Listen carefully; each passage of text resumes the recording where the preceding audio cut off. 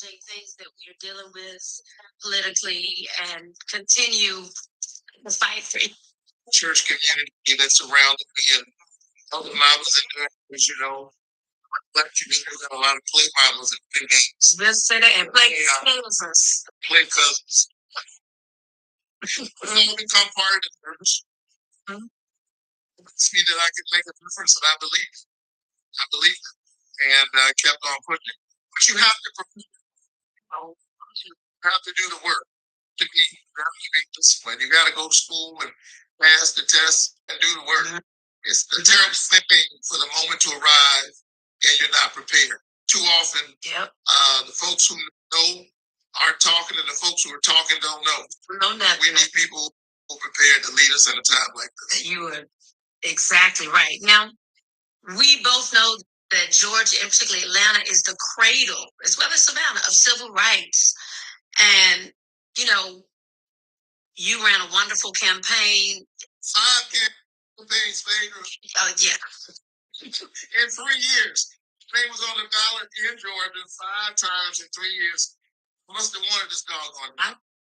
No, that's right. We appreciate that. You helped me agree with you. Oh, thank you. And every time you're in a campaign, honey, I will not only be there with my boots on marching, but I will have my purse open. So you can always count on me. But when it comes to how far Georgia has come, because, Georgia is definitely a state, we've been blue, we've been red, but here in Atlanta, obviously, it's very different from the outside of Georgia. It looks different, it feels different. But what progress have you seen, being a native son of this beautiful state? And where do you think it is that we need to go? Well, one of the joys of running for the Senate and then serving is that I'm a senator for the whole state of Georgia. And, I know that, very often people see this in Atlanta and, versus the rest of the state, this rural urban divide. But I would tell you that when I ran for the Senate, I moved up all over the state. I went into all kinds of little counties. We got 159 counties in our state. I went to, not only did I go to small counties, I went to red counties. After all, my father was born in Scriven County, Georgia. My mother was born in Waycross, Georgia. If you're wondering where that is, let me tell you, it's way across Georgia. Down in the South, she was raised picking somebody else's cotton, somebody else's tobacco. Because this is America, the woman used to pick somebody else's tobacco and somebody else's cotton. Got to pick her son to be a United States Senator. And so the fact that I could get elected, and at the same time, we elected John. We elected John Ossoff, first Black senator and the first Jewish senator, elected from a state in the Old South in one fell swoop. That year, we flipped the Senate, and had we not won, even with Joe Biden in the White House, speaking of Black history, we would not have nominated and then confirmed the first Black woman to the Supreme Court. Amen. For all her brilliance, she's there because of what we did in Georgia. Yes. Brown Jackson. Yes. I mean, as a Black attorney, obviously that makes my heart smile because, I graduated from the University of Georgia, and, we talk about how far we've come. Justice Benham, who was the first Black person on our Supreme Court, graduated from the University of Georgia, and he's still alive, and he mentored me. And so mentorship means everything. Being able to see people in positions that look like you is everything. So as a senator, as a son of this beautiful state, are some of the Black influential leaders who mentored you. Who do you give credit to? Yeah, I've been incredibly blessed in that regard. I grew up in modest beginnings, growing up in public housing. But I always say I hit the jackpot because I had 2 amazing parents. Now, you can make it. A lot of folks I know who are listening to me, that's not your story. And yet you've made it, and you can make it. But to have 2 wonderful parents, I feel like I hit the jackpot. And then after that, all along the way, whether it was the dean of the chapel at Morehouse College, Dean Lawrence Carter, who's been there for years, literally mentoring generations of Black preachers, scholars, or Calvin Butts, who was the pastor of Abyssinia Baptist Church when I was a student in seminary in New York and worked at that church in Harlem, or John Porter, who was my mentor at a church in Birmingham. Martin King Jr. had been his mentor, and then he was my mentor. I've just been, the likes of Otis Moss, Danny Moss, who came through Ebenezer and later became, the iconic pastor of Olivet Institutional Church in Cleveland. All along the way, I've had incredible mentors. I've had Black women who were my bosses and gave me a good job. And I've been listening to sisters my whole life, and you go far if you listen to Black women. Better say that again. Now, being a senator is, I'm sure, one of your most favorite jobs, but what is the most surprising thing about being in Washington and working for the people that none of us would imagine or ever get the opportunity to know? You should come up here and hang out with me one day at the Senate thing. Comment. Well, I love, honey, I know my way around the White House. So I will definitely come up there and hang out. You'll be a star. They'll create a stir. The Senate is an institution that has certain mores and certain traditions. Some of them go way back. Some of them, it don't make much sense to us, but they're still around. So one of the things I discovered when I came to the Senate is that there are only two things you can drink while on the Senate floor: water and milk. And milk? Is it still milk? Because people might be lactose intolerant. You can tell there haven't been many of us here. We're up to 14 Black senators in the long history of our country, but literally water and milk. And sometimes we're there, and you heard of the Senate filibuster and go to Ramos, and sometimes we can be out there all night.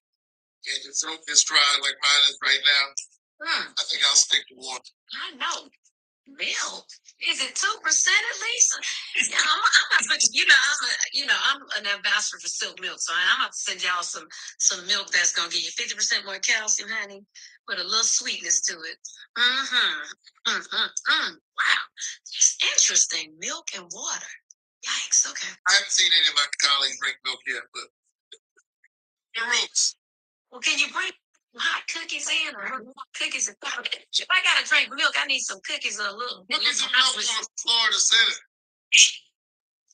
Wow. Phaedra, how do you do it? I as you point out, we've known each other a long time, and I remember when you were practicing law, and then practicing law. You still are, but I mean, I knew you as an attorney. And since then, you become a reality TV icon, and you're also a mom. How do you manage all of that? You're a businesswoman. How do you do all of that? It's really about prioritizing. Rome wasn't built in a night, and neither will great businesses, great relationships. You have to be able to not only finesse your schedule, but understand that you have to nurture everything that you become a part of. So from the funeral home to the law firm to the television to all of the opportunities God has given me, I try to, be present when I'm present. So when I'm here with you, I'm here with you. My kids are here. Thank God they're being quiet. But, I try to be present and give it my attention. And I know I can't do everything in one day. So I have a great team. I have a wonderful family. Both of my parents are pastors. So, honey, if I can't get it done, honey, we're going to pray about it and keep it moving. Well, you're getting it done. So, ask you this. The Real Housewives of Atlanta, because we do premiere March 9th. What would your tagline be, Senator? What's your tagline? If Raphael Warnock were on the Real Housewives of Atlanta, Imagine that. Imagine that. I'll have to say, from the Ebenezer pulpit to the Senate floor, Raphael Warnock, and I deliver more. You're influent. That's good. Oh, okay. You know you're around a tag. Do I have an upcoming part coming? What do you think? What do you think? You think I should do? Y'all think he should make an appearance on the Housewives? No, he's coming back. We revamped. So, hey, what do y'all think? Y'all got to let us know. I'll bring it right on it down. And we'll try to behave ourselves when the good senator comes. But you know, when I first started on the Housewives, I brought the ladies to Washington, and you know, I also did a Million Man March with the Honorable Louis Farrakhan, and so I've definitely made it a part of my storyline to always do a little bit of politics and make sure that we are not only entertaining but hopefully opening people's eyes to other parts of the world. Absolutely. Well, you're from Atlanta. That's how we do it in Atlanta. That's how we do it. We understand entertainment. We understand social justice work and engagement. Yeah. And some people said, don't bring him over to the Housewives. I know, honey. So we wouldn't take him through the ring. You know, we got it. But Drake or Kendrick Lamar? Oh, Kendrick all the way. They not like that. Okay. Listen, Drake is an incredible artist in his own right. I don't think anything from Drake, but the depth of writing Kendrick Lamar is a genius. And in fact, I'm working on a sermon for Sunday entitled "They Not Like Us." Oh, I like that. Yeah, you ought to tune in. Maybe come to church on Sunday. Sunday morning. They not like us. Okay, so with that being said, what scriptures they not like us coming from? You gotta come on. Like scripture. I'm not gonna tell you everything. You gotta come on Sunday. I'm gonna have to come on Sunday. Okay. Phaedra, when you come, bring your tithes, okay? That's right, honey. I gotta give 10% to God. He's been too good to me, so I'm accept tithes. We can't drink with Mark. Wow. So did you watch the Super Bowl? I did. Did your team win? I watched the halftime show. The team win? What? What team were you rooting for? Eagles. I know that's right. Right. Jalen Hurts. Come on. Falcons weren't playing, so I went for the Eagles. Amen. Yes. Okay, so, all right. Well, those were all my questions. Would you like to ask me something?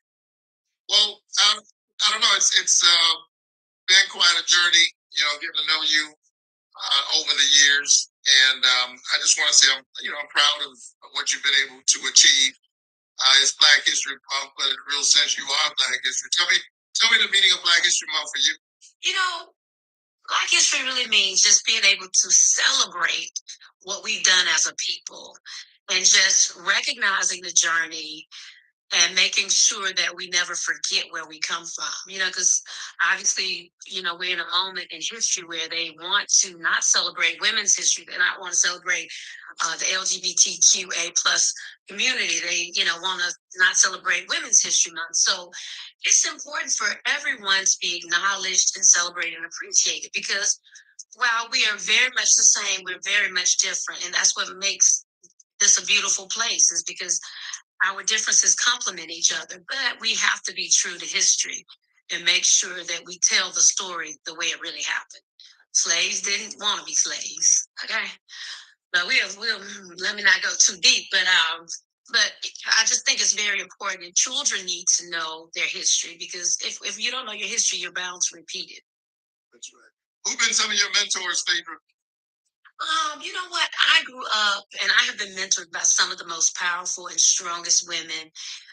The late, great Thelma White Cummins Moore, Judge Linda Hatchett, your colleague, Congresswoman Frederica Wilson from Florida. I can pick up the phone. I mean, and we We do a lot together. And so they have really steered my life. Star Jones, they have definitely encouraged me and just been there for me and showed me, that I could do whatever I put my mind to. And if you had something you could tell your younger self, and I don't mean that you're still young, Phaedra, for the record. Right. But if you had something to tell your younger self, what would that be? I've always been an interesting and peculiar person, but I would tell my younger self, just be in the moment and not to rush anything, because every season is ordained. And, there's a time to reap, there's a time to sow, harvest. And in every moment of your life, you need to enjoy that moment. As a parent, your kids are babies and as a mom, you're so tired. But then they're, pre-teens and you're like, wow, I missed the moments when they couldn't talk, Yeah. So you just got to enjoy everything and recognize that trouble don't last always. So, I'm real old school with a lot of stuff, because I grew up Pentecostal Kojic. And so I've seen a lot, I've done a lot, but I would not trade a moment of any of it. I grew up in Athens. My family hails from the North Georgia mountains. Good old Creole Cajun Geechee folks, and so I'm a true Southern woman, from little of nothing. So, my aunt, the late great Frances Meadows, was the first woman, not Black woman, the first woman to be elected in government in North Georgia. So I've had these examples of strong women. My mom, prayer warriors who have just taught me that, you can do anything, and you just have to stay the course. And sometimes it's not easy to stay the course, but you got to stay the course.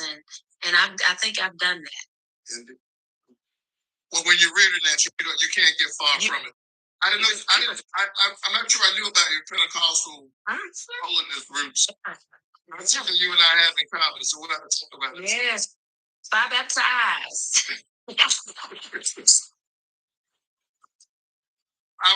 catch the Real Housewives every now and then. I've seen your fire face. Well, tune in March 9th, Shameless Club. All right. Well, I'll tune in and I'll see you at church. Amen. So I will see you at church. I'm excited. We were able to have this wonderful conversation. It's Ray, and everybody's on here speaking to us. You got to speak to all your fans.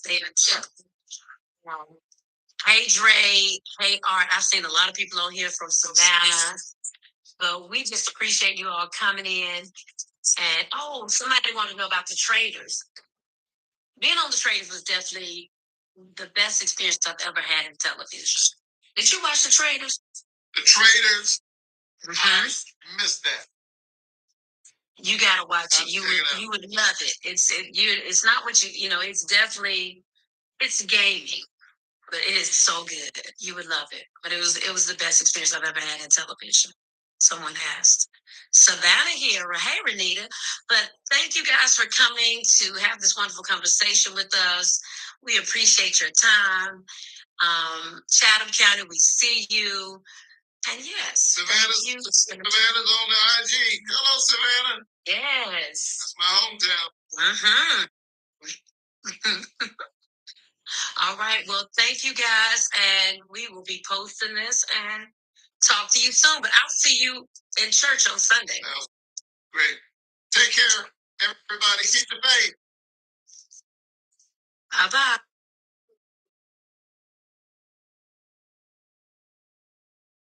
Okay, you guys, that looks like it was Phaedra Parks and Raphael Warnock, the senator from Georgia, and they popped on live real quick for Black History Month.